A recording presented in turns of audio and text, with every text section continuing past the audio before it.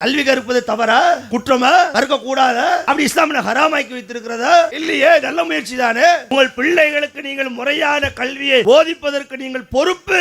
படிப்பே வரல, படிக்கவே மாட்டேங்கிற, அது ரெண்டாவது படிக்கவனே நிறுத்துறோமே. பல ஊர்களில் போய் பார்த்தா பல பிள்ளைங்க நல்லா படிக்க வரும், விளையாண்டா படிப்பை நிறுத்திட்டு வீட்டுல அத்தாவுக்கு உதவிக்கு ஆள் இல்ல, அம்மாவுக்கு உதவிக்கு ஆள் இல்ல, உங்களுக்கு உதவுவதற்கு ஆள் இல்லை என்பதற்காக அவனுடைய வாழ்க்கையை நீங்கள் சீரழிக்க வேண்டுமா? இதுதான் ஒரு பெற்றோருடைய பொறுப்பா? இதுதான் ஒரு சமூகத்தினுடைய பொறுப்பா? அஸ்ஸலாமு அலைக்கும் வரஹ்மத்துல்லாஹ். அன்பார்ந்த சகோதர சகோதரிகளே, பெரியோர்களே, தாய்மார்களே, இஸ்லாமிய சமுதாயத்தினுடைய கல்வி நிலை, ஏன்னா நாம் இன்னைக்கு நிறைய கவனம் பெற வேண்டிய ஒரு செய்தியாக இந்த செய்தி இருக்கிறது. பொதுவாக இந்தியாவிலே இரண்டாவது மிகப்பெரிய மதத்தை பின்பற்றக்கூடியவர்களாக, நாட்டில் நாம் சிறுபான்மை என்று சொன்னாலும் சிறுபான்மையினரில் நாம் தான் பெரும்பான்மையினர். முதல் சமுதாயமாக ஹிந்து சகோதர சமுதாயம் இருந்தாலும் அதற்கு அடுத்தபடியாக இந்தியாவிலே அதிகம் வாழக்கூடிய ஒரு சமுதாயம் இஸ்லாமிய சமுதாயம்தான். இஸ்லாமிய சமுதாயம் இந்தியா முழுவதும் பரவலாக பறந்து விரிந்து கிடக்கின்றார்கள். உலகம் முழுவதும் உள்ள இஸ்லாமியர்களை நம்ம விட்டுருவோம். நாம் வாழக்கூடிய இந்தியாவில் வாழக்கூடிய இஸ்லாமியுடைய கல்வி நிலை, அவர்கள் எவ்வாறு கல்விக்கு தன்னை முயற்சி எடுக்கின்றார்கள், மேற்கல்வி மேற்படிப்பிற்காக ஒவ்வொருவரும் ஆயத்தமாகின்றார்கள், எவ்வாறெல்லாம் கல்விக்கு முக்கியத்துவம் கொடுக்கிறார்கள் என்ற செய்திகளை எல்லாம் நாம் சற்று அலசி ஆராய்ந்தால் மிகப்பெரிய வேதனை தான் நமக்கு மிச்சமாக இருக்கிறதே தவிர, இந்த கல்வி விஷயத்தில் இஸ்லாமிய சமுதாயம் இன்னும் ஒரு தன்னிறைவை பெறவில்லை, ஒரு போதுமென்ற நிலைவிற்கு வரவில்லை. இஸ்லாமிய சமுதாயத்தினுடைய கல்வி நிலையை பற்றி சச்சார் கமிட்டி கொடுத்த அறிக்கையின்படி பார்த்தால், இதை இஸ்லாமிய சமுதாயத்தினுடைய கல்வியை போகிற போக்கில் சொல்லல. 2006 காங்கிரஸ் அரசாங்கம் இஸ்லாமியர்களுக்கான இடஒதுக்கீடு கோரிக்கை வந்த பொழுது இஸ்லாமியர்களுடைய கல்வி நிலை என்ன, இஸ்லாமியர்களுடைய பொருளாதார நிலை என்ன, இஸ்லாமியர்களுடைய வாழ்க்கை நிலை என்ன, இவைகளை எல்லாம் ஆய்வு செய்ய வேண்டும் என்பதற்காக ஓய்வு பெற்ற நீதிபதி சச்சார் என்ற நீதிபதியின் தலைமையில் ஒரு கமிட்டியை அமைத்து அவர்கள் இந்தியா முழுவதும் உள்ள, தமிழகம் மட்டுமல்ல, எல்லா இந்தியா முழுவதும் உள்ள அனைத்து மாநில இஸ்லாமியர்களையும் ஆய்வு செய்கின்றார்கள். அவர்கள் கொடுத்த அறிக்கையின்படி பார்த்தால் இந்த சமுதாயம் என்பது இஸ்லாமிய சமுதாயம், இன்னும் புரிந்து கொள்ள வேண்டும், பிற எந்த சமுதாயத்தை விட கல்வியிலே அதிகம் கவனம் பெற வேண்டியது நாம் தான். ஏன் கவனம் பெறணும்? நபிகள் நாயகம் ஸல்லல்லாஹு அலைஹி வஸல்லம் சொல்றாங்க, கல்வி என்பது ஒவ்வொரு முஸ்லீமான ஆண் பெண் இருபாலர் மீதும் கடமை. இங்கிருந்து தான் நாம் கல்வியை துவங்க வேண்டும். கல்வி என்பது அது எந்த கல்வி என்பது ரெண்டாவது வருவோம். முதல்ல கல்வியை பற்றி இஸ்லாம் என்ன சொல்லுகிறது, இஸ்லாம் அதை எப்படி வலியுறுத்துகிறது, கல்வியை நாம் எப்படியெல்லாம் அணுகுகிறோம், கல்வியை எவ்வாறு தேட வேண்டும், கல்வியின் மூலமாக நான் எந்த பயனை அடைய போகிறோம், கல்வி கற்காதனுடைய நிலை என்ன, எல்லாத்தையும் மார்க்கத்திலிருந்தே பார்க்கலாம்ல. குரானை படித்தாலே, குரானின் பால் நின்று கல்வியை தேடினாலே இந்த சமுதாயம் இவ்வளவு பாமர சமுதாயமாக இருக்காது, கல்வியின் மீது ஒரு அக்கறையற்ற சமுதாயமாக இருக்காது, கல்வியின் மீது ஒரு தேடல் உள்ள சமுதாயமாக வாழ்ந்திருக்கும். அப்படித்தானே சிந்திக்கணும், அப்படித்தானே புரியணும். கல்வினா என்ன நினைச்சீங்க? நீங்கள் நல்லா பிடிச்சி பாருங்க. இஸ்லாத்தினுடைய மார்க் அடிப்படையிலே வாங்கல. நபிகள் நாயகம் ஸல்லல்லாஹு அலைஹி வஸல்லம் அவர்களை ஜிப்ரீல் அலைஹிஸ்ஸலாம் அவர்கள் ஆரம்பமாக சந்தித்தார்கள் இல்லையா? திருமறை குரானை அவர்களுக்கு கொடுத்தார்களா இல்லையா? அதில் இறக்கப்பட்ட முதல் செய்தி என்ன, முதல் வசனம் என்ன, முதல் திருமறை குரானுடைய வார்த்தை என்ன? இதை இந்த சமுதாயம் புரிஞ்சுதா? இதை இந்த சமுதாயம் தெரிந்திருக்கிறதா? நாம் இதை விளங்கி வைத்திருக்கிறோமா? குரானிலிருந்தே வாருங்களே, நாம் எல்லோரும் தெரிஞ்ச விஷயம்தானே. திருமறை குரானுடைய முதல் வசனம் எது? எல்லாரும் தெரிஞ்சது தானே. அவங்க சொல்றாங்க, இக்கிற படிங்கிறாங்க. யாரு? ஜிப்ரீல் அலைஹிஸ்ஸலாம் நபிகளை பார்த்து சொன்ன முதல் வார்த்தை என்ன? முதல் வசனம் என்ன? வஹீயின் மூலமாக உலகத்துக்கு அனுப்பப்பட்ட முதல் செய்தி என்ன?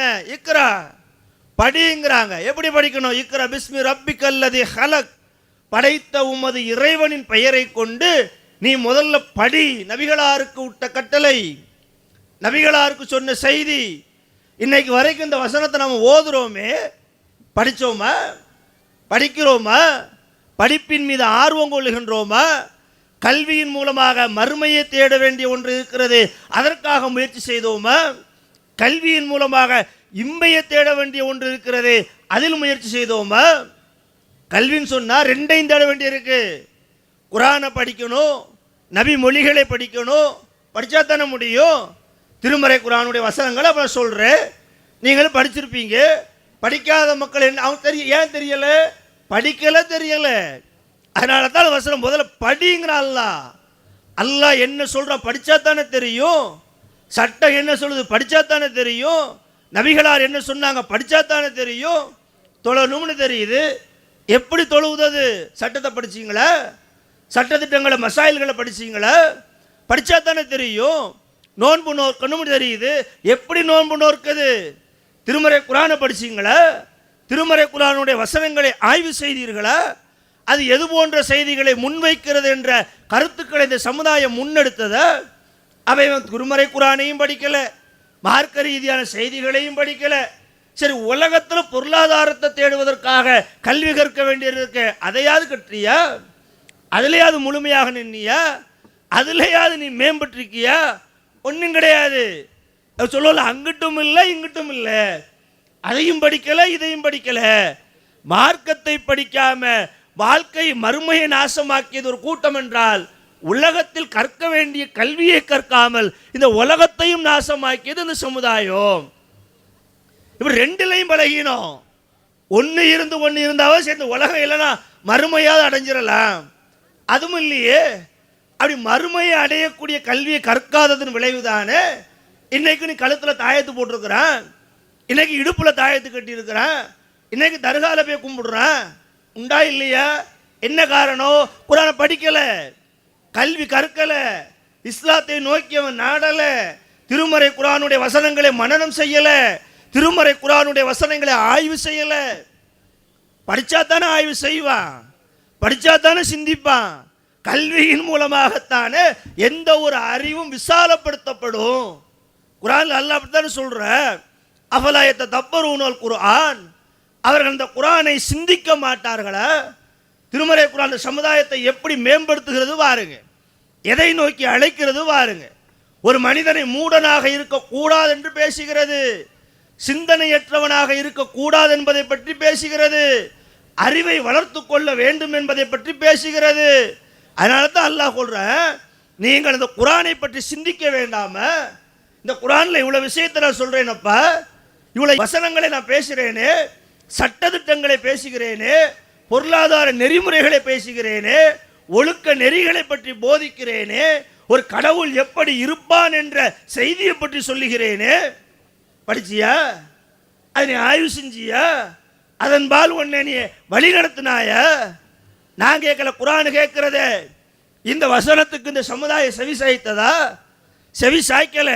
ஏன்னா அல்லாஹ் கேட்கிறான், இந்த குரானை சிந்திக்காமல் இருப்பதற்கு அவர் உள்ளங்கள் என்ன பூட்டா போட்டிருக்கு.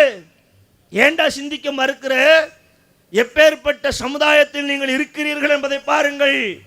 சில சமுதாயங்களில் சொல்லுவான், அவன் படிக்கக்கூடாது, அவனுக்கு கல்வி ஏறாது, அவனை பக்கத்திலே வரக்கூடாது, அவன் படித்த அவன் காத்துல ஈயத்தை. இப்படி நம்ம சொல்லலையே.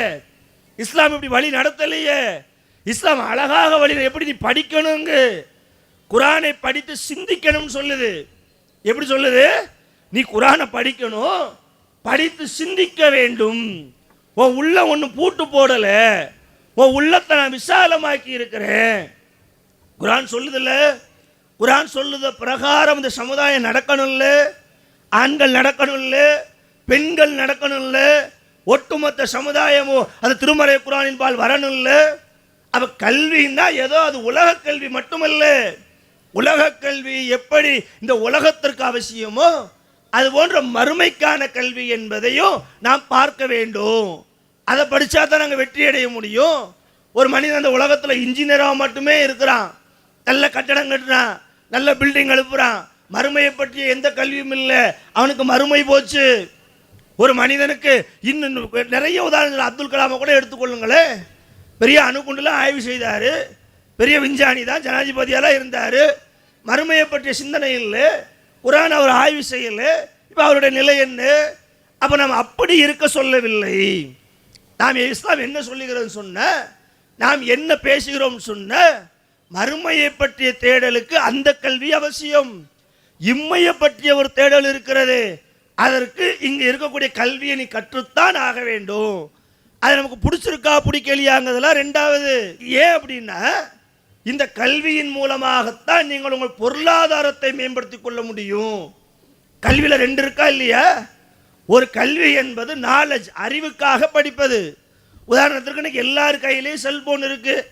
செல்போன் எப்படி ஆப்ரேட் பண்ணணும் எல்லாரும் கற்றுக்கொண்டு தான் வச்சிருக்கிறோம், எல்லாரும் படித்து தான் வச்சிருக்கிறோம். இதை வச்சு சம்பாதிக்க போறதில்ல, தேவைக்கு படிச்சு வச்சிருக்கிறோம், தேவைக்கு பயன்படுத்திக்கிறோம். அதுவே செல்போனை எப்படி வடிவமைப்பது, செல்போனை எப்படி உருவாக்குவது, அது ரிப்பரேட்டா எப்படி சரி செய்வது, இதுக்கான கல்வி இருக்கா இல்லையா? இதுக்கான இன்ஜினியரிங் இருக்கா இல்லையா? இதற்காக தொழில் பயிற்சி இருக்கா இல்லையா? இது படித்தா பொருளாதார மேம்பாட்டுக்கு உதவுமா இல்லையா? கல்வி எப்படி அணுகணும்? கல்வி என்பது பல நிலைகளில், பல இடங்களில் பலவாறு அணுகலாம், பல சூழ்நிலைகள் அணுகலாம். எல்லாமே கல்விதான், எல்லாமே பெறக்கூடியது தான். ஒரு ஊருக்கு போகணும்னு சொன்னால் பஸ்ஸில் போர்டில் எழுதியிருக்கிறானே, நாமக்கலுக்கு போகணும், போர்டை படிக்க தெரியணும்ல, அதுக்கு படிக்கணும்ல, அதுக்கு நான் படித்தா தானே வரும், அதுவும் கல்வி தானே. நன்றாக புரிந்து கொள்ளுங்கள். இந்த உலக கல்வி என்பது குறிப்பாக இந்த இந்தியாவில் விளிம்பு நிலை சமுதாயமாக நாம் வாழ்ந்து கொண்டிருக்கிறோம். இந்த சமுதாயம் புரிந்து கொள்ள வேண்டிய செய்தி, இந்த சமுதாயத்தை யாரெல்லாம் வழிநடத்த ஆசைப்படுகின்றார்களோ அவர்கள் இந்த சமுதாயத்திற்கு எத்தி வைக்க வேண்டிய செய்தி என்ன தெரியுமா? இஸ்லாமிய சமுதாயம் என்பது இந்தியாவில் ஒரு ஒடுக்கப்பட்ட சமுதாயம், ஒரு விளிம்பு நிலை சமுதாயம், ஒரு சிறுபான்மை சமுதாயம், ஆட்சியாளர்களின் அடக்குமுறைக்கு பல இடங்களில் ஆட்பட்ட சமுதாயம். ஒரு விளிம்பு நிலை சமுதாயம் கண்ணியம் பெற வேண்டும் என்று சொன்னால், பொருளாதார மேம்பாடுகளை அவர்கள் அடைய வேண்டும் என்று சொன்னால், வாழ்க்கை வசதிகளை பெருக்கிக் கொள்ள வேண்டும் என்று சொன்னால், அவர்கள் எடுக்க வேண்டிய முதல் பணி அவர்கள் கல்வியில் மேம்பாடு அடைவதுதான். இதை செய்யல. இன்னைக்கு சமுதாயம் ஏன் இன்னைக்கு சீரழியுதுன்னா, சமுதாயத்தில் ஏன் இன்னைக்கு இவ்வளவு ஏழ்மை நிலவுதுன்னா, சமுதாயத்தில் ஏன் இன்னைக்கு இவ்வளவு வறுமை நிலவுதுன்னா, இவன் முறையாக பிள்ளைகளை படிக்க வைப்பதில்லை. 10ஆம் கிளாஸ் படிக்கும் போதே பார்க்குறான், 10 வரைக்கும் படிச்சுட்டீங்களாப்பா, 10 வரைக்கும் படித்தா போதாதா, பாஸ்போர்ட்டை எடு, சவுதிக்கு அனுப்பு, துபாய்க்கு அனுப்பு. எதுக்கு அனுப்புற? ஒட்டகம் மேய்க்கவா, ஆடு மேய்க்கவா, அங்கே போய் வேற கூலி வேலை செய்யவா? இதுதானே அனுப்புகிறோம். இந்த சமுதாயம் என்ன நம்புதுன்னு சொன்னால், 10ஆவது வகுப்பு வரை படித்தாலே போதும் என்று எண்ணுகிறானே, 10ஆவது வகுப்பு வரை படித்தாலே நமக்கு எல்லாம் சரியாக நினைக்கிறானே. இல்லை, கொஞ்சம் கஷ்டப்படு, பெற்றோர்கள் கொஞ்சம் சிரமப்படுங்க. 10 படித்தானா 11 படிக்க வை, 12 படிக்க வை, மேல் படிப்பை படிக்க வை. ஒரு இன்ஜினியராக, ஒரு மருத்துவராக, ஒரு பொறியாளராக ஏதோ ஒரு நல்ல படிப்படி. பிறகு நம்ம சவுதிக்கு போட்டுமே, அமெரிக்காவுக்கு போட்டுமே, ஹாங்காங்கு போட்டுமே, துபாய்க்கு போட்டுமே, இந்தியாவிலே இருக்கட்டுமே. என்ன பிரச்சனை? வெளிநாட்டுக்கு தான் போகணும்னு ஆசைப்பட்டாலும் கூட முறையான கல்விகளை கற்றுக்கொண்டு ஒரு வழி நடத்தக்கூடியவனாக, ஒரு மிகப்பெரிய பொறுப்பு வகிக்கக்கூடியவனாக, ஒரு மிகப்பெரிய பணியில் அமரக்கூடியவனாக இந்த சமுதாயத்தில் உள்ள ஒரு அப்துல் காதர் இருந்த ஆகாதா? ஒரு இஸ்மாயில் இருந்த ஆகாதா? ஒரு இப்ராஹிம் இருந்த ஆகாதா? கல்வியை நம் பிள்ளைக்கு நாம தானே கொடுக்கணும். நம் பெற்றோர்கள் அறியாதவர்களாக இருந்தார்கள், கல்வியை பற்றி தெரியல, முறையாக படிக்க வைத்து கல்வியை போதித்திருந்தா இன்னைக்கு நாம சாயாக்கடை நடத்த அவசியம் இல்லையில. சாயாக்கடை நடத்த ஹராம் இல்லை, வேலை கூடுதல் தானே. நான் நல்லா சிந்திச்சு பாருங்க. ஒரு கல்வி கற்றவன் அவன் பெறுகிற பொருளாதார நிலையை போல ஒரு கூலி வேலை பார்ப்பவனுக்கு உலகத்தில் இல்லை. இது உண்மைதானே? காலையில் 6 மணி முதல் நைட்டு 12 மணி வரைக்கும் கூலி வேலை செய்தவங்களை பார்க்குறோம். அந்த சகோதரர்களுக்கு அல்லாஹ் அருள் செய்யணும். அவர்களை நாம் குறைப்படுத்தவில்லை, அவருடைய வேலையை நாம் துச்சமாக மதிக்கவில்லை. ஆனால் அவருடைய உழைப்புக்கான கூலி இருக்கிறதா, அந்த உழைப்புக்கான பொருளாதாரம் கிடைக்கிறதா? உடலை வருத்துறான், தூங்க முடியல, சாப்பிட முடியல, ஒழுங்கான ஆடை உடுத்த முடியல, மனைவி மக்களோட சந்தோஷமாக இருக்க முடியல, காலம் பூரா உழைக்கிறான். நைட்டு பார்த்தா ஒரு 500 ரூபா சம்பளம் கிடைக்கி, ஒரு 600 ரூபா சம்பளம் கிடைக்கி. இதுவே ஒரு டாக்டராக இருந்தா, இதுவே ஒரு என்ஜினியராக இருந்தா, இதுவே ஒரு IPS ஆக இருந்தா, இதுவே ஒரு IAS ஆக இருந்தான்னு எதுக்கு சொல்றேன்? நீங்கள் ஏன் அப்படி இருக்கவில்லை? ஏன் பிள்ளைகளை அப்படி உருவாக்கவில்லை? பிள்ளைகளை அந்த கல்வியை நோக்கி ஏன் நாம் நகர்த்தி கொண்டு செல்லவில்லை? இதான சமுதாயத்தை பார்த்து நம்ம கேட்கிறோம். என் பிள்ளைய, உங்க பிள்ளைய, எல்லா பிள்ளைகளையும் நாம பட்ட பாடு போதும், நாம பட்ட கஷ்டம் போதும், நம்மளோட நம்ம சிரமம் போட்டோம். நான் கூலி வேலை பார்த்தேன், நான் சாயா கடை நடத்தினேன், நான் ஹோட்டல் வச்சிருந்தேன், நான் பட்ட பாடு என்னோட போட்டும் என் புள்ள ஒரு மருத்துவர் ஆகட்டும், என் புள்ள ஒரு டாக்டர் ஆகட்டும், என் புள்ள ஒரு வக்கீல் ஆகட்டும், என் புள்ள ஒரு போலீஸ் ஆகட்டும். நினைச்சா என்ன குற்றம், என்ன தப்பு? அப்படித்தான் உருவாகணும். அதை நோக்கி தானே கல்வியை நகற்றணும். இன்னைக்கு அதில் நாம சரியான கவனம் செலுத்தாததன் விளைவு நம்முடைய பிள்ளை நம்மளை போல கஷ்டப்படுறான். நான் கேட்கிறேன், இஸ்லாம் ஒன்று குலக்கல்வி ஆதரிக்கலையே. குலக்கல்வினா என்ன? ஆரம்பத்தில் தமிழகத்தில் மிகப்பெரிய எதிர்ப்பு வந்துச்சு. ராஜாஜி கொண்டு வந்தார், குலக்கல்வி திட்டத்தை அறிமுகப்படுத்தினார். என்ன குலக்கல்வி? ஒரு தச்சன் என்ன வேலை பார்க்கிறானோ அவனுடைய பிள்ளையும் தச்சு வேலை தான் பார்க்கணும். ஒரு ரோட்டை சுத்தம் செய்யக்கூடிய ஸ்வீப்பர்ஸ் இருக்கிறாங்கல்ல, அவருடைய புள்ள அந்த வேலையை செய்யணும். ஒரு கொத்தனாருடைய புள்ள வீடு கட்டுற வேலையை செய்யணும். இதான் குலக்கல்வி. இதுதான் ராஜாஜி கொண்டு வந்தார். பெரியார் போன்றவர், அண்ணா போன்றவர்கள் அன்று அது மிகப்பெரிய எதிர்ப்பு தெரிவித்து அந்த குலக்கல்வி திட்டத்தை தமிழகத்தில் இல்லாமல் ஆக்கினார்களே. நான் கேட்கிறேன், அவங்ககிட்ட அது சரி, இஸ்லாத்தில் குலக்கல்வி உண்டா? நான் சாயா கடை வச்சிருக்கிறேன், என் பிள்ளையும் சாயா கடை தான் வைக்கணும். நான் விவசாயம் பண்ணுது, என் பிள்ளை இப்படி இல்லையே. இஸ்லாம் நமக்கு கற்றுக் கொடுக்கலையே. நீ உன்னை விட உன் பிள்ளைய சிறப்பாக வைத்திரு, சீராக வைத்திரு, அவனுக்கு நல்ல கல்வியை கற்றுக்கொடு, நல்ல போதனைகளை கற்றுக்கொடு, நல்ல ஒழுக்கமுள்ள பிள்ளைகளாக வளர்த்தெடு. இது செய்தா இந்த சமுதாயம் இப்படி சிந்திக்கிறதா? சிந்திக்க வேண்டிய சமுதாயம் சாதாரண சமுதாயம் இல்லை. ஏன்னா அல்லாஹ் சொல்றான், சிந்திங்கப்பாங்கிறான்.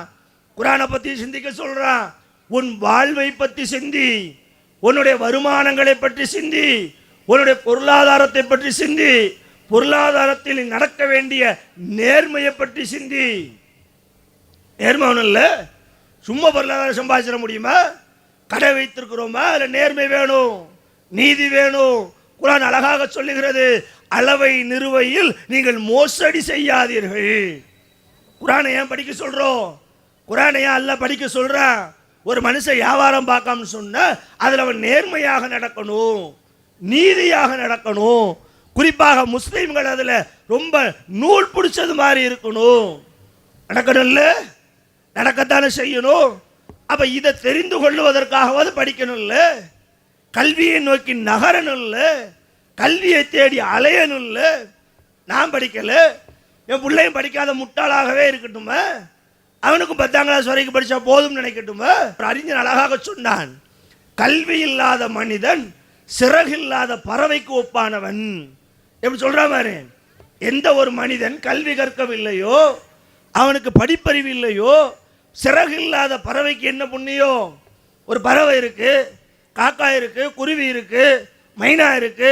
பறவை ரெக்க இருந்ததுன்னா விறுவிறுன்னு பறக்கும், இல்லைன்னா மண்டி கிடக்கும். தன்னைத்தானே காத்து கொள்ள முடியாது, ஆபத்தில் இருந்து தன்னை தற்காத்து கொள்ள முடியாது, தன்னுடைய இறைகளை தேடி நகர்ந்து செல்ல முடியாது.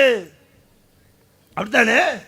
அப்ப பறவைன்னு இருந்தால் அவர்களுக்கு ரெக்கைகள் எப்படி அவசியமோ, அதுபோல ஒரு மனிதன் என்று சொன்னால் அவனுக்கு கல்வி அவசியம் என்று அழகாக சொல்றானே, நியாயம்தானே? அந்த கல்வியை தானே தேடுங்கள் என்று சொல்லுகிறோம். கல்வியை நோக்கி இந்த சமுதாயத்தை நகர்த்துங்கள் என்று சொல்லுகிறோம். கல்வியில் இந்த சமுதாயம் மேம்பட வேண்டும் என்று சொல்லுகிறோம். கல்வியினால் இந்த சமுதாயம் உயர்வடைய வேண்டும் என்று சொல்லுகிறோம். சொல்லுவோம். யார்? நம்ம சமுதாயம். நான் அப்படி நம்ம சமுதாயத்தை சொல்றது ஓப்பனாக தானே சொல்றோம். இஸ்லாமிய சமுதாயத்தை பற்றி தானே சொல்றோம். இந்த சமுதாயம் படித்தவர்கள் பெருகி கிடக்கவில்லை. அதிலும் குறிப்பாக பிற மாநிலங்களோடு ஒப்பிடும் பொழுது இங்க கொஞ்சம் பரவாயில்ல தமிழகம், அது கொஞ்சம் பரவாயில்லனா இந்த ஜெனரேஷன், நம்மளுடைய ஜெனரேஷன். ஏன்னா அந்த பிரச்சாரங்கள் எல்லாம் தொடர்ச்சியாக முன்வைக்கப்பட்டதன் விளைவு. ஒரு ஊரா போய் பேசுறோம், ஒரு ஊரா நிகழ்ச்சி, மக்களை பார்த்து பார்த்து பேசுறோம். இடஒதுக்கீடுக்காக போராட்டம் பண்ணி தானே 3.5 வாங்கணும். எங்களுக்கு அதிகாரத்தில் பங்கு வேணும், ஆட்சியில் பங்கு வேணும், இவனுக்கும் மருத்துவ படிப்பில் பங்கு வேணும், இவனுக்கும் இன்ஜினியர் படிப்பில் பங்கு வேணும். இவன் ஒண்ணுமில்லாதவனாக இருக்கிறான். சச்சார் கமிட்டியுடைய அறிக்கை சொல்லுகிறது இஸ்லாமிய சமுதாய கல்வியில நிறைய பின்தங்கி கிடக்கிறது. போராட்டத்துக்கு நீங்கள் வந்தவங்க தானே. அதனுடைய விளைவாகத்தானே கலைஞர் அவர்கள் 3.5% இடஒதுக்கீடு கொடுத்தாரு. அதை பெற்று இன்னைக்கு முழுமையாக பயன்படுத்துகிறோமா? அதாங்க வேதனை. அது இல்லாத போது எங்களுக்கு இடஒதுக்கீடு வேணும், எங்க பிள்ளைங்க படிக்கணும், மருத்துவம் படிக்கணும், வேற வேற துறைகள், ஐஐடிக்கு போகணும், ஐஐஎம்க்கு போகணும். இல்லாத போது போராடினோம், இல்லாத போது போராடி அரசை பணிய செய்தோம், அரசை பணிய செய்து இடஒதுக்கீடை பெற்றுக்கொண்டோம். ஆனா இன்னைக்கு இன்னும் என்ன புள்ளி வரும் தெரியுமா? 3.5% இடஒதுக்கீடு இருக்கு. அதை ஃபில் பண்ற அளவுக்கு உங்க சமுதாயத்தில் கல்வி இன்னும் மேம்படலையே. அங்கிருந்து வரக்கூடிய செய்தியை பத்தீர்களா? பெற்றாச்சுன்னா வேலைக்கு போகணும் இல்லை, வேலை சும்மா தந்துருவானா? இடஒதுக்கீடுக்காக ஒருத்தர் ஆசிரியர் ஆக்கிடுவானா? இடஒதுக்கீடு இருக்குது என்பதற்காக ஒருத்தர் போலீஸ் ஆயிட முடியுமா? இடஒதுக்கீடு இருக்குது என்பதற்காக ஒருத்தர் கலெக்டர் ஆயிட முடியுமா? அதற்கான கல்வி வேணும்ல, அதற்கான படிப்பு வேணும் இல்லை, அதற்காக முறையை அந்த சமுதாயம் படிச்சிருக்கணும் இல்லை. ஐஎஃப்எஸ் எத்தனை பேர் படிச்சிருக்கிறா? ஐஏஎஸ் எத்தனை பேர் படிச்சிருக்கிறா? இவ்வளோ பெரிய நாமக்கல்ல மிக கல்விக்கு பிரபலமான ஒரு மாவட்டம் நாமக்கல்லும் சரி. 2 ஊர்ல கல்வி கற்க வேண்டும் என்பதற்காக வெளியூர்ல இங்க தங்க வர்றானே, திருச்செங்கோடு இங்க தங்க வர்றானே, படிக்கிறதுக்காக நாங்கள்லாம் அங்கிருந்து இங்க வர்றோம். எங்க? உங்க மாவட்டத்தை தேர்வு செய்யறோம், உங்க ஊரை தேர்வு செய்யறோம். அது சரியோ தப்போ அது ரெண்டாவது. இந்த கல்வியின் மூலமாக நாம் உயர்கல்வி அடைய முடியும், நல்ல மார்க் வாங்க முடியும் நினைக்கிறோம்ல. இந்த சமுதாயம் நாமக்கல்ல இருக்கு, நீங்க படிச்சோமா? படிக்க வைக்கிறோமா? கேட்டா என்ன சொல்றோம்? நானே கஷ்டப்பட்டுக்கிட்டு இருக்கிறேன். ஏன் கஷ்டப்படுறீங்க? எதுக்கு கஷ்டப்படுறீங்க? நீங்கள் முறையாக கல்வி கற்காததன் விளைவு. அதான் சொல்றோம். இன்னைக்கு போய் பெற்றோர்கள்ட்ட பேசுங்க, சமுதாயத்திட்ட பேசுங்க. அது சொல்றாரு, என் பிள்ளைய நான் எப்படி படிக்க வைக்க? நானே புரோட்டா மாஸ்டரா நிற்கிறேனே, நானே டீ மாஸ்டரா இருக்கிறேனே, நானே கூலி வேலை செய்கிறேனே. எதனால செய்றீங்க? புரோட்டா மாஸ்டராக வந்தது உன் தந்தையினுடைய தப்பு. ஏன் உன்னை அவர் படிக்க வைக்கல? உன்னை அவர் கண்காணிக்கல? உனக்கு அவர் சரியான வழி காட்டல? உன் தந்தை உங்களுக்கு செய்த தவறை ஒரு தந்தையாக நீங்கள் உங்கள் பிள்ளைகளுக்கு செய்கின்றீர்களா? கேட்டோமா? சிந்திச்சோமா? நான் படிக்கலைன்னா என் பிள்ளை நான் படிக்க வைக்க கூடாதா? என் தந்தை செய்யாததை நான் செய்யணுமா? நான் என்ன நினைக்கணும்? ஒரு தகப்பனாக, ஒரு தாயாக, ஒரு பொறுப்புள்ள பெற்றோராக எப்படி சமுதாயம் மேம்படணும் தெரியுமா? நாம தான் படிக்கல, நாம தான் கஷ்டப்பட்டுட்டோம், நாம தான் அந்த தொழிலில் கிடந்து சாகுறோம். பிள்ளையாவது படிக்கட்டும். கஷ்டம் என்பது நிரந்தரம் அல்ல. அவன் படித்து வேலைக்கு செல்லும் வரைக்கும் சில தேவைகளை குறைத்து கொண்டாவது படிக்கணும்ல. நன்றாக புரிந்து கொள்ளுங்கள் என் அருமை சகோதர சகோதரிகளே. கல்வி என்பது உங்கள் வாழ்வையில் நீங்கள் மேம்பட நீங்கள் எடுத்து வைக்கக்கூடிய மிகப்பெரிய ஒரு ஆயுதம் கல்விதான்.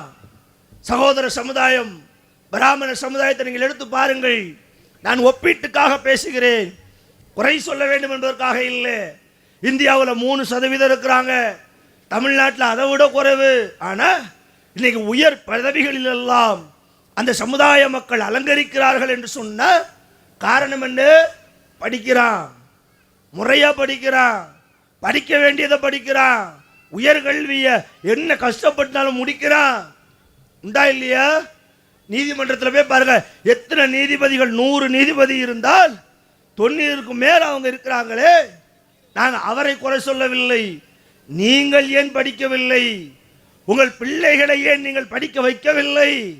நாம தப்பு செஞ்சுட்டு பிறர் எப்படி குறை சொல்ல முடியும்? இடஒதுக்கீடு பெற்ற நாம அந்த பதவிக்கு போறதுக்கு நீ ஐஏஎஸ் படிச்சிருக்கியா, ஐஎஃப்எஸ் படிச்சிருக்கியா, நீ ஐபிஎஸ் படிச்சிருக்கியா? படிக்கணும்ல, படிக்க வைக்கணும்ல. சச்சார் கமிட்டியினுடைய ஆய்வு சொல்லுகிறது, இந்தியாவில் இஸ்லாமியுடைய நிலை என்ன தெரியுமா? கல்வியினுடைய நிலை என்ன தெரியுமா? சச்சார் சொல்லுகின்றார், இந்திய இஸ்லாமியர்கள் 40% பேருக்கு எழுத படிக்க தெரியாது. ஒரு ஊரில் 100 முஸ்லீம் இருக்கான்னு வச்சுக்கோங்க, 40 பேருக்கு பேரை எழுத தெரியாது, கையெழுத்து போடுறது. இதுதான் கல்வியோட நிலை.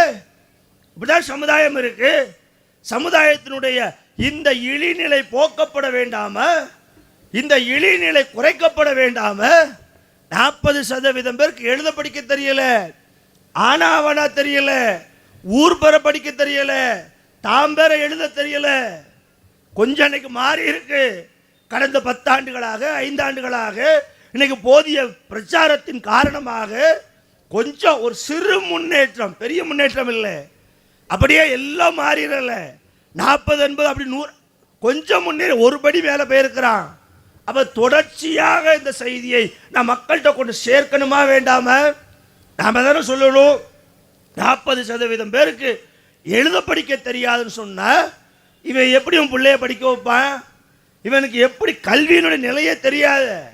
எதை படித்தா என்ன வேலைக்கு போகலாம், எந்த வேலைக்கு போவதற்கு எதை படிக்கணும்? எழுத படிக்க தெரியாதவருக்கு எப்படி கல்லூரிகளை பற்றி தெரியும்? கல்லூரிகளில் இருக்கக்கூடிய கல்வி முறைகளை பற்றி தெரியும்? எந்த கல்விக்கு யாரை எங்கே அணுக வேண்டும் என்று தெரியும்? சமுதாயம் அதான பின்னோக்குது, அதான பின்தங்கி கிடக்கு. கல்வியினுடைய இழிநிலை இப்படித்தானே இருக்கு.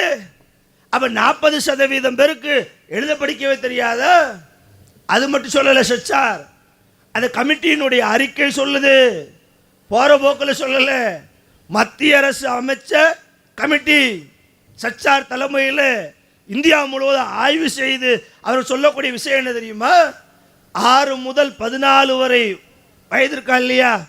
6 முதல்னா 1ஆம் கிளாஸ் 5 படிப்போம், 14 வரைன்னா ஒரு 10க்கு கீழே 9 வரைக்கும் படிக்கக்கூடிய 6 முதல் 16 வரை உள்ள இஸ்லாமியர்களில் 25% பேர், உதாரணமாக 100 பிள்ளைங்களை ஸ்கூலில் கொண்டு சேர்க்கணும்னு வைங்களே, அவர்களை இடையில் படிப்பை நிறுத்துகிறோமே, அது 25% சொல்றாரு. 75% தான் 8ஆம் கிளாஸை தாண்டான். கல்வி நிலையை பாருங்க. இந்த சமுதாயத்தோட நிலை கல்வியில எவ்வளவு பிற்போக்குத்தனமாக, கல்வியை எப்படி அணுக வேண்டுமோ அப்படி அணுகாம, கல்வியினுடைய அருமை தெரியாம அழகா சொல்றாங்க, நான் அவையக்கு படிக்கணும், எனக்கு தான் கிளாஸ் கழுவ ஆள் வேணுமே, எனக்கு தான் கடைக்கு ரொட்டி வீசுறதுக்கு சைடில் நிற்க ஆள் வேணுமே. சகோதரர்களே, உங்கள் சந்ததிகளை நீங்கள் வீணடிக்காதீர்கள். உங்கள் பிள்ளைகள் மீது நீங்கள் பாரத்தை சுமத்தாதீர்கள். உங்கள் பிள்ளைகளுக்கு நீங்கள் முறையான கல்வியை போதிப்பதற்கு நீங்கள் பொறுப்பு. படிப்பே வரல, படிக்கவே மாட்டேங்கிற, அது 2வது வகை. படிக்கவனே நிறுத்துறோமே.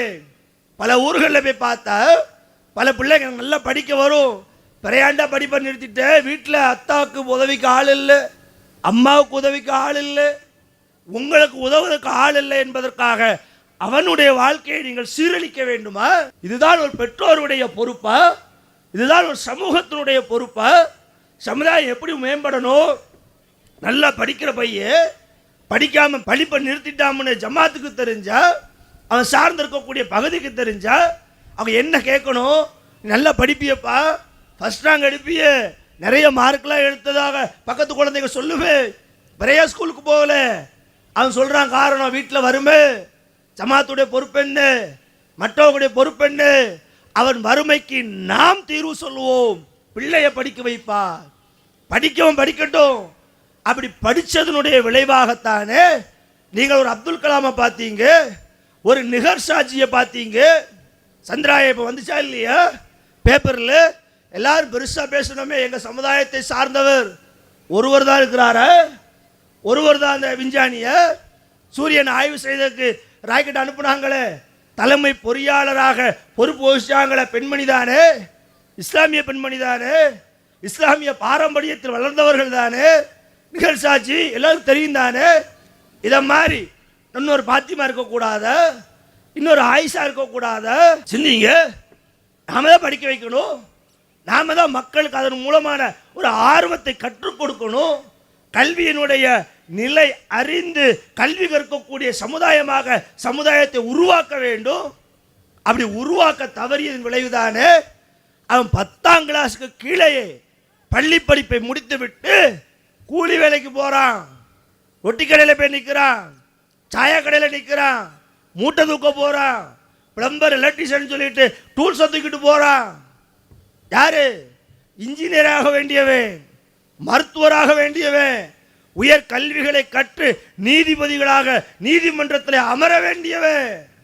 சமுதாயத்தினுடைய இந்த இழிநிலைக்கு யார் பொறுப்பு? இந்த குழந்தைக்கு யார் பொறுப்பு? நாம தானே சொல்லணும், நாம தானே பேசணும். சச்சார் இன்னும் சொல்லுகின்றார், இன்னும் இஸ்லாமிய சமுதாயத்தினுடைய கல்வி நிலை என்ன தெரியுமா? ஆரம்ப கல்வியை கைவிடுவதில். ஆரம்ப கல்வினா என்ன? 1ஆம் வகுப்பு 2ஆம் வகுப்பு 3ஆம் வகுப்பு இருக்குல்ல, அதெல்லாம் ஆரம்ப கல்வி 5 வரைக்கும், அதனால் ஆரம்ப கல்வின்னு சொல்லுவோம், துவக்க கல்வின்னு சொல்லுவோம். அவர் சொல்றாரு, ஆரம்ப கல்வியை கைவிடுவதில் இஸ்லாமிய சமுதாயம் இன்னபிற சிறுபான்மை சமுதாயத்தை விட அதிகமாக இருக்கிறது. சிறுபான்மை சமுதாயம் சொன்ன இந்தியாவில் நிறைய இருக்கு. இஸ்லாமியர்கள் சிறுபான்மையினர், கிறிஸ்தவர்கள் சிறுபான்மையினர், பௌத்தர்கள் சிறுபான்மையினர், சீக்கியர்கள் சிறுபான்மையினர். அவர் சொல்றாரு, சிறுபான்மையான சமுதாயங்களிலேயே ஆரம்ப கல்வியை பாதியிலே கைவிடுவது. 1ஆம் வகுப்பு தான் போயிருப்பான், போதும் போதும் உனக்கு படிப்பு. 2ஆம் வகுப்பு தான் படிச்சுப்பான், போதும் போதும் உனக்கு படிப்பு. யாரு? பெற்றோர்கள் சொல்றார். என் பிள்ளைய படிக்க வேண்டாம் இன்னொருத்த சொல்ல முடியாது தானே, நான் தானே சொல்லணும். பெற்றோர்கள் தானே அது குற்றவாளிகள், பெற்றோர்கள் தான் அப்படி உருவாக்குற. பெற்றோர்கள் பொறுப்பேற்ற பெற்றோர்கள், பிள்ளையினுடைய வாழ்க்கைகளை எண்ணி பார்க்காத பெற்றோர்கள், பிள்ளைகள் மீது பாரத்தை சுமத்துகின்ற பெற்றோர்கள், பிள்ளையினுடைய கல்வி கண்ணை திரை போட்டு மூடுகின்ற பெற்றோர்கள் யாராக இருந்தாலும் சரி, உரைக்கட்டும் இந்த சமுதாயத்திற்கு. அவர்கள் உள்ளங்களை இந்த கேள்விகள் பதம் பார்க்கட்டும். நீ கஷ்டப்படுறதா? நீ பிள்ளை பத்தியில படத்தான் செய்யணும், பிள்ளைய படிக்க வச்சுதான் ஆகணும், பிள்ளைய உயர்கல்விக்கு கொண்டு செல்லத்தான் வேணும், நல்ல வேலையில் அவர்களை அமர்த்தி அழகு பார்க்கத்தான் வேண்டும். அதை விட என்ன வேலை? அதான் குழந்தைனா தானே, என் பிள்ளை மேலதான், என் பிள்ளைய படிக்க வேண்டாம் சொல்லணும். எனக்கு கட்டலை, உங்க பிள்ளைய நீங்க படிக்க வைக்க போறீங்க, ஊரா பிள்ளைய செய்ய போறோமா? அதே செய்யலையே. அதான் சச்சாரு ரொம்ப வேதனைப்பட்டு சொல்லுகின்றார். இந்தியாவில் வாழக்கூடிய சிறுபான்மை சமுதாயங்களிலேயே ஆரம்ப கல்வியே முடிக்காம, அவர் 5ஆம் கிளாஸ் வரை கூட படிக்காம, இது நம்ம இப்ப கொஞ்சம் நமக்கு மாறி இருக்கிறது. ஆனா இருந்துச்சு, இப்பவும் இருக்கா? இருக்கு. எங்க இருக்கு? ஊப்பியில இருக்கு, பீகார்ல இருக்கு, அஸ்ஸாமில் இருக்கு. தென் மாநிலங்கள் ஓரளவுக்கு பரவாயில்லை, கேரளா பரவாயில்லை, தமிழகம் பரவாயில்லை, இப்படி கொஞ்சம் பரவாயில்லாம நாம இருந்தாலும் கூட இந்தியாவுடைய ஒட்டுமொத்த இஸ்லாமியர்களை ஒப்பிட்டா 5ஆம் கிளாஸை கூட தாண்ட விடாம பள்ளிக்கு சர்டிபிகேட்டுக்காக அதுக்கு தான் பள்ளிக்கு அனுப்புறான். இப்போ எந்த ஒரு இடத்துக்கு போனாலும் பாஸ்போர்ட் இருக்குன்னாலும் ஸ்கூல் சர்டிஃபிகேட் இருக்கா, பெர்த் சர்டிஃபிகேட்லாம் எல்லாத்துக்கும் எடுத்துக்கிட மாட்டான். பாஸ்போர்ட் ஒன்று தேவை. ஏன்? ஒட்டகமேக்க அனுப்பணுமே, கக்கூஸ் கழுவு அனுப்பணுமே. ஏன் பிள்ளைய இவன் பிள்ளைய பற்றி நல்லா படிக்க வைக்காம நல்ல வேலைக்கு அனுப்பாம 5ஆம் கிளாஸ் போகும்போதே முடிவு பண்ணுறான், நான் ஒட்டகம் மேய்ச்சேன், என் புள்ள ஆடு மேய்ப்பான், என் புள்ள மாடு மேய்ப்பான். பெருமையாடாது? இப்படியா செய்யறது? ஒரு தகப்பன் பொறுப்பா என்ன செய்யணும்? நான் பட்ட கஷ்டம் என் புள்ள படக்கூடாது, என் சிரமம் என்னோட அழியட்டும். நான் தான் அப்படி என் தகப்பனார் என் மேல, நான் அதை என் பிள்ளைக்கு செய்ய மாட்டேன். அவங்கள தாய், அவங்கள தந்தை, அப்படிலாம் ரோசப்படணும். உங்க பிள்ளைய படிக்க வைக்கிறீங்க முன்வாங்க. சச்சார் அதுதானே சொல்றாரு. ஆரம்ப கல்வியை கூட நீ நிறுத்துறியப்பா. 5ஆம் கிளாஸ் தாண்டலன்னு அவனுக்கு என்ன எழுத படிக்க தெரியும்? பஸ்ஸில் போட கூட படிக்க தெரியாது, அவன் பேரை கூட படிக்க தெரியாது. ஸ்கூலில் ஏன் சேர்க்கிற? சர்டிஃபிகேட் வேணுங்கக்காக. கல்வி சான்றிதழ் வேணும் என்பதற்காக சில பல திட்டங்களுக்கு அதை கேட்கிறான் அரசாங்கம், சட்டமாக்கி இருக்கிறான். இல்லைன்னா வேண்டிய இல்லைன்னா படிக்கவே அனுப்ப மாட்டான் தானே. சச்சார் வேதனைப்பட்டு சொல்லுகின்றார். அந்த அறிக்கை வேதனையோடு சொல்லுகிறது, இஸ்லாமிய சமுதாயம் சிறுபான்மையினரில் பெரும்பான்மையினர். இந்தியாவில் வாழ இஸ்லாமியர்கள் சிறுபான்மையினரில் பெரும்பான்மையாக இருக்கின்றார்கள். ஆனால் ஆரம்ப கல்வியை கூட முழுமையாக கற்க விடாமல் பாதியிலேயே நிறுத்தக்கூடியவர்கள் அவர்கள்தான் சிறுபான்மை சமுதாயத்தில் முதல் நிலையில் இருக்கின்றார்கள். மற்ற சமுதாயத்தில் இருக்குவாங்க, 1 இருந்தாங்க 10, அங்க 2 இருந்தாங்க 20, அங்க 3 இருந்தாங்க 50. வெக்கம் இல்லையா? இந்த சமுதாயத்திற்கு உணர்வு இல்லையா? என் பிள்ளையின் மீது எனக்கு அக்கறை இல்லையா? கல்வி கற்றுக் கொடுக்க வேண்டும் என்ற சிந்தனை இல்லையா? அந்த கல்வியின் மூலமாக சிறப்பான பொருளாதாரத்தை அவன் திரட்டி கொள்ள வேண்டும் என்ற ஆசை இல்லையா? நினைச்சு பாருங்க, சிந்திச்சு பாருங்க. இப்படி இருக்குங்க, மேலகளை பேசல, இன்னைக்கு இருக்கு. ஆய்வு அறிக்கை சமர்ப்பித்தது எங்கே? பாராளுமன்றத்தை வச்சது சச்சார் கமிட்டி ஆய்வு செஞ்ச அறிக்கை. இன்னும் சொல்றாரு, ஆரம்ப கல்வி நிறுத்தது மட்டுமல்ல, பட்டதாரி யார் தெரியும்? எத்தனை பேர் தெரியுமா? கல்வி படிக்கும் 10ஆம் கிளாஸ் வரைக்கும், ஸ்கூல் படி 12ஆம் கிளாஸ் வரைக்கும், அதுக்கடுத்து பட்ட படிப்புக்கு போகணும்ல, டிகிரி வாங்கணும்ல. அப்படி டிகிரி வாங்கினவங்கள இஸ்லாமிய சமுதாயம் சதவீதத்தில் எத்தனை தெரியுமா? 100 பேர் +2 வரைக்கும் படித்தா அதில் டிகிரிக்கு போகிறவன் வெறும் 3%. 200 பேர் பள்ளி படிப்பு படித்தான்னா 7 பேர் தான் உயர்கல்விக்கு போகிறான், காலேஜுக்கு போகிறான். வெக்கம் இல்லையா? இதை நினச்சி பாருங்க, சிந்திச்சு பாருங்க. இன்னைக்கு எந்த வேலைக்கு போனாலும் குறைஞ்சது டிகிரி கேட்கானா இல்லையா? இன்னைக்கு குறைஞ்சபட்ச குவாலிஃபிகேஷனும் டிகிரி ஆகிக்கிட்டான். இன்னைக்கு நிறைய கல்வி பெருகிறது, எல்லோரும் படிக்க ஆரம்பிச்சிட்டான். அப்ப எல்லோரும் படிக்கும் பொழுது அவன் தரம் பிரிக்க வேண்டியது இருக்கு, அவன் சில கட்டளைகளை செல்ல வேண்டியிருக்கு. நீ ஒரு வாட்ச்மேன் வேலைக்கு போனா கூட டிகிரி முடிச்சியான்னு கேட்கக்கூடிய காலத்தில் இருந்து கொண்டு பிள்ளைகளை மேற்படிப்புக்கு அனுப்பாமல் நாசமாக்குறோமே, பிள்ளைகளை வீணடிக்கிறோமே, கல்வி கற்க வேண்டியவனை கற்காமல் தடுக்கின்றோமே.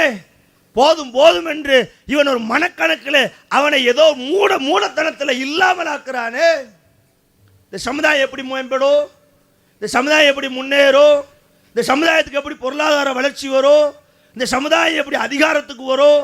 இந்த சமுதாயம் எப்படி எல்லா நிலைகளிலும் அமர முடியும்? கல்வியெல்லாம் நடக்காது. படி, முதல்ல நீ செய்ய வேண்டிய படிக்கத்தான் செய்யணும். அதான் ஆரம்பமாகவே சேர்ந்தேன். கல்வி பல நிலைகளில் மாறும். ஒரு கல்வி என்பது மறுமையை அடைவதற்கு அந்த உலக ஆதாயம் அதில் நிற்காது. நான் தொழணும், 4 ரக்காய் தொழுவேன், இல்லை உலக ஆதாயம் எதுவும் கிடையாது. அது 4 ரக்காய் தொழணும் படித்தேன், அதுவும் கல்வி தான், உலக ஆதாயம் கிடையாது மறுமைக்காக. ஆனால் மற்ற படிப்புகள் அது போல இல்லைதானே. இன்ஜினியர் படிக்கிறான், மறுமையில் இம்மையில் வேணுமே, 2 வேணும் தானே. இந்த உலகத்திலே ஹலாலாக சம்பாதிக்கணும்ல, ஹலாலாக சம்பாதிக்கணும், நிறையாவும் சம்பாதிக்கணும். நிறைய சம்பாதிக்க வேண்டும் என்பதற்காக ஹராமை தேடிவிடக் கூடாது என்று சொன்னால் நீ கல்வியை கொண்டு தான் உன்னுடைய தேவையை பூர்த்தி செய்ய முடியும். வாங்குற வியாபாரம் செய்கிறோம், லாபம் காண மாட்டேக்கு, ஒரு கட்டத்துக்கு மேலே போக முடியல, போய் சொல்கிறோம்ல, கலப்படம் செய்கிறோம்ல, ஹராமா மாறுதில்ல. ஆனால் கல்வி கட்டணும், தப்பு செய்யலாம். 2வது, தப்பு செய்யாமல் நீ நியாயமாக நடந்தால் கூட ஓரளவுக்கு உனக்கு போதுமான சம்பளம் கிடைக்கும்ல. நீ ஹராமாக செயல்படுவதை விட்டு தடுக்கிறதா இல்லையா? இன்னைக்கு வாழ்க்கை தேவை கூடிருச்சு. அவ பொருளாதார தேவையை நீ மேம்படுத்தணும் ஹலாலான முறையில். நல்லா நீங்கள் நினச்சி பாருங்க, எனக்கு ஒரு அரசு பள்ளியில் வேலை பார்க்கக்கூடிய ஆசிரியருக்கான சம்பளம் என்ன? எத்தனை வாரத்தில் ஆண்டுக்கு 200 நாள் தான் வேலை. அதில் அவர்களுக்கு மெடிக்கல் லீவ் உண்டு, எல்லாம். சம்பளம் என்ன? 60,000 குறைஞ்சி வாங்குறாங்களே, 1 லட்சம் வரைக்கும் வாங்குறாங்களே. வாங்குறாங்கன்னா குறை சொல்லலாம், படித்தா வாங்குறான். நீ வா, நீயே மாடு மேய்க்கன்னு ஆசைப்படுற, நீயே ஆட்டு பண்ண வைக்கன்னு ஆசைப்படுற. அப்படி அதில் வருமானம் போத மாட்டுக்குங்கிறதுனால தானே நீ மார்க்கத்தை மீறி தவறுக்கு போகிற, ஏமாத்துக்கு போகிற, போக வேண்டிய நிலைக்கு தள்ளப்படுகின்றாய். அப்போ என்ன நினைக்கணும்? நாம தான் மார்க்கத்துக்கு முரணாக நடந்துட்டோம், நம்ம பிள்ளைகளாக தன்னிறைவாக வாழணும், தன்னிறைவாக வாழணும்னா பொருளாதாரம் தேவை, அதுக்கு ஹலாலான முறையில் சம்பாதிக்கிறதுனா ஒரு மருத்துவத்துறையை தேர்வு செய்வோம். வாய்ப்பு இல்லையா, வசதி இல்லையா, அறிவு இல்லையா, சிந்தனை இல்லையா? அல்லாஹ் சொல்ல உங்கள் உள்ளத்தில் பூட்டா போடப்பட்டு இருக்கிறது. எல்லாருக்கும் அல்லாஹ் ஆறறிவு தானே கொடுத்துருக்குற, எல்லாருக்கும் ஆறறிவு தானங்க. முன்னையாவது சொல்ல வழிகாட்டுதல், இப்ப நிறைய வழிகாட்டுதலுக்கான நிறைய வாய்ப்புகள் வந்து விட்டது.